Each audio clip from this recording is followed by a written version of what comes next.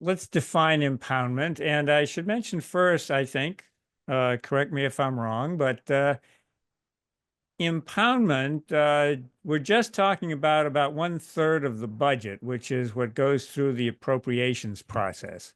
So just to get people acclimated here, we're not talking about Social Security and Medicare and the Medicaid, the entitlement programs, not talking about revenues here. This is about the defense and non-defense appropriations process, which makes up about 1/3 of the budget. And it's kind of all about who's got the power of the purse. So Exactly. just so when we're talking about impoundment, what are we talking about? Right. So when we're talking about impoundment, we are talking first and foremost the rules of the road of impoundment are prescribed by this law, the Impoundment Control Act of 1974.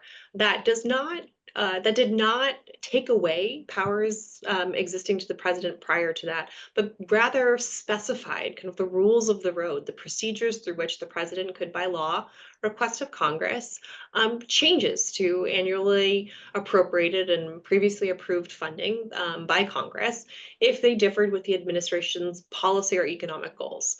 And so this law specifies the mechanisms through which the president can kind of fast track those requests outside of the normal budget process, outside of the president's budget request and the annual appropriations process to do that. We saw in President Trump's first term that he exercised this authority in 2018.